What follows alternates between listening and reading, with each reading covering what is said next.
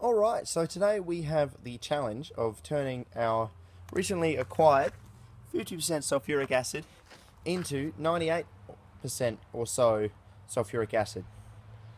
Our first challenge is putting the sulfuric acid into the flask because it's a 5 litre container and it's got a density of, no, it doesn't say, I don't know, but it's over 1, so it's fairly heavy. So also importantly, probably wear clothes that you don't like or already have holes in them from acid, such as my shoes have holes in them, my jeans have holes in them, my shirt has holes in it.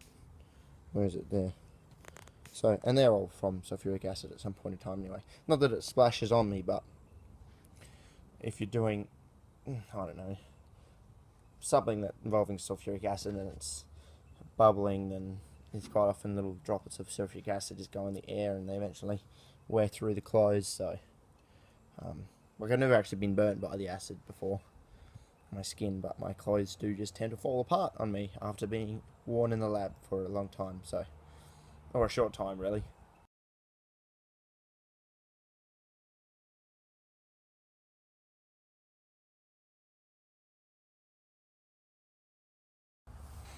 Alright, so we got the distillation setup set up. Yeah, we're running the condenser water through here at the moment, and this is just heating up. Importantly, we've got some boiling chips in there, just a bit of old tile I've got lying in there, and yeah, we'll watch this heat up and I'll come back when we're actually getting some stuff over. Right, it's been boiling for about 20 minutes, half an hour now. The stuff's coming over pretty steadily. And the question is, what is actually coming over here? Well, we've got sulfuric acid and water in there boiling away, and they form an azeotrope. So, as the concentrations of the sulfuric acid in the water changes, so will the boiling point, and so will the composition of the vapour.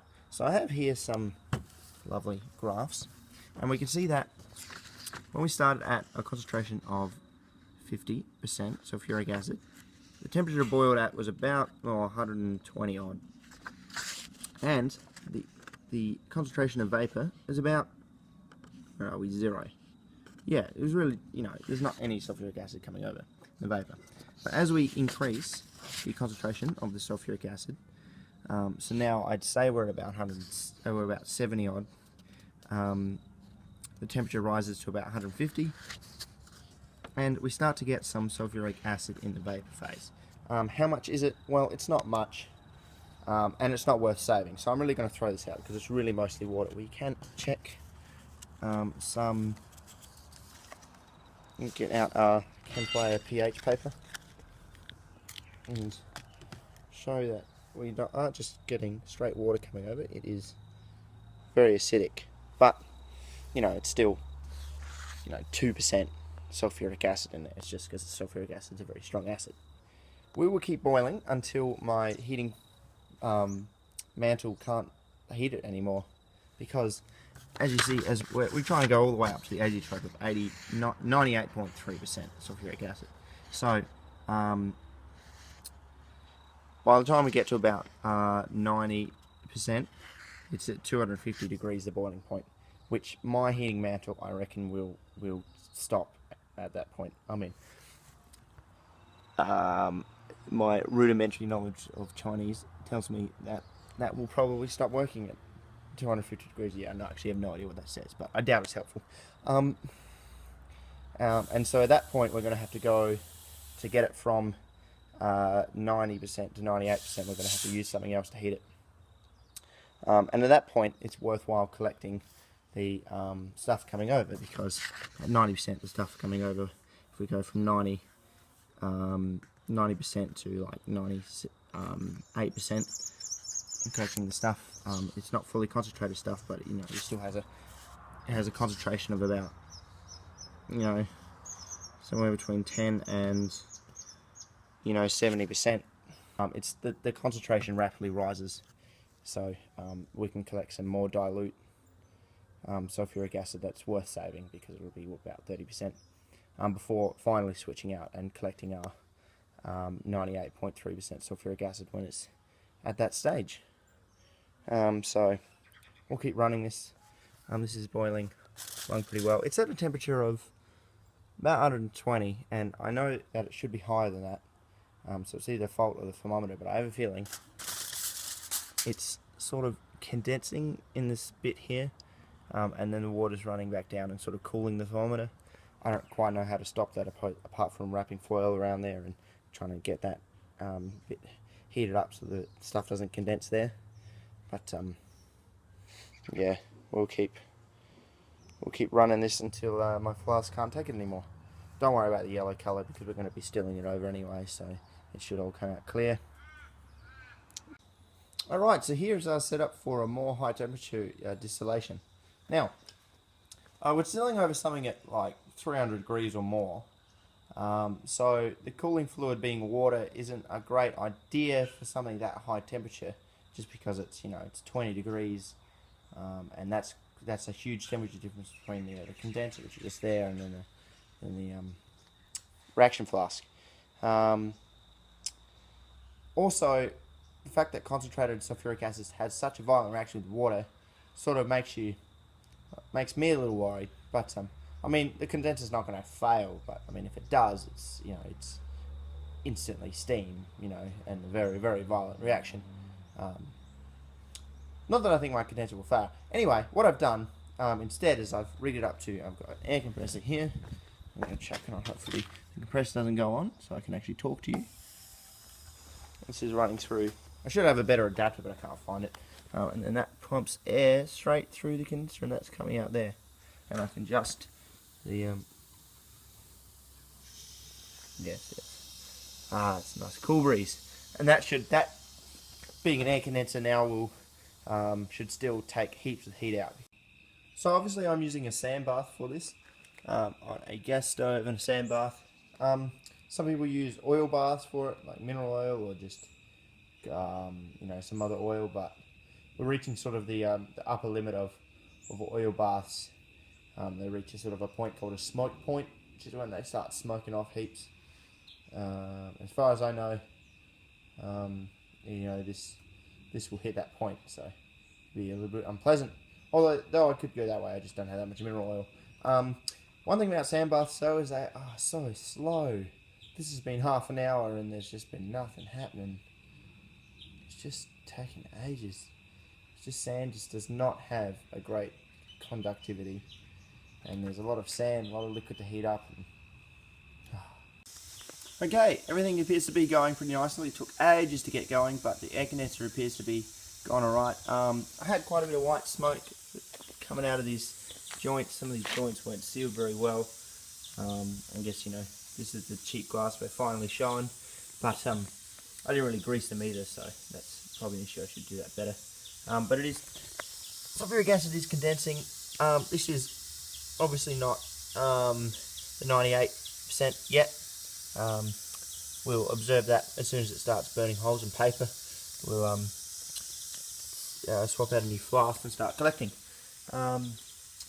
Yeah, I did have a slight issue when some of the sulfuric acid leaked through the condenser joint and got onto the aluminium cone that was helping to heat it up. It was quite a bit of, as you can imagine, it's quite a violent reaction. But yeah, everything's going along steadily now. Alright, so I just tested the sulfuric acid on some tissue paper, and it did this, which is the classic sulfuric acid burn. So we're at least 95%. So I've changed over the flasks, as you can only just see. The hissing sound is, I upped the pressure of the air coming through, well, the flow rate, I guess. And it's working perfectly. The side of the condenser is just on too hot to touch, but then this side is all nice and cool. So that's working perfectly. It's not all. If that was water, then it would basically all be very cool, and there'd be a huge temperature difference between just the condenser mouth and the reaction flask, as I've said. But with this, it's a much nicer gradient.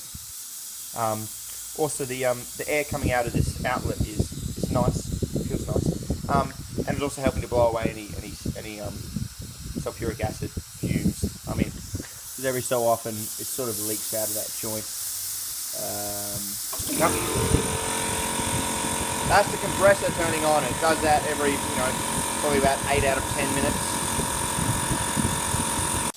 Alright, so we're just about done. I've turned off the heating and the sulfuric acid stopped boiling pretty quickly. I'll just turn off this.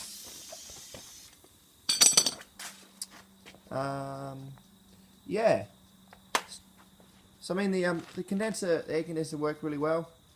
Obviously the sand bath took a lot longer than I thought it would to heat up. That's why we are now in the middle of the night. But that's not too much of an issue. So we have here, you know, I didn't weigh how much we started with, but yeah, just ignore the black stuff. That's just tissue around the outside. I spilled some as I was changing over the flask, so it's just yeah, pulling all the water out of the ground and turning into carbon. Got a tiny bit of liquid left in there, and I'll chuck that. I'll add, because I'll do this again at some point, and I'll add the 50% sulfuric acid to that, and then redistill it just because that'll be fairly concentrated acid in there anyway, so it's not going to waste. But yeah, so we have our clean, very concentrated sulfuric acid. Well, concentrated enough sulfuric acid. Sorry, this is really dark. Also, I'm back in university this week, so well, currently now. So I will be spending less time in my lab and more time in proper labs, being told what to do. So I won't be uploading as frequently, I guess, because I'll be attempting to pass my courses. So yeah, well, and maybe you'll just see more examples of this where it runs into the night as opposed to be during the day because I'm at university. Alright, one thing I forgot is sulfuric acid is very hygroscopic, so it will start pulling water from the air very quickly, so do have a stopper on hand. And it's good this is all nice and cool, thanks to my compressor, so I can just get it all apart and chuck the stopper on there now. And actually I can do that and just show you the acid. I'll do that right now. Okay, so here is our concentrated sulfuric acid. The exact concentration is unknown, but it burns paper, so we can just refer to it as concentrated, and that's good enough. We also have some slightly less concentrated sulfuric acid here. There's the stuff coming over first in our sand bath distillation, and I can keep hold on to that and use that whenever I just need sulfuric acid and don't really need to know a concentration. Look, it's clear. Okay, you got the point. I'm excited. My reactions don't have to end up being black. So yeah, thanks for watching once again, and I'll see you. I don't know what I'm doing next, but I'm sure it'll be interesting, maybe. I can only hope. Probably have more shit gloves though. Look at these. Where do I even find these gloves? Ridiculous.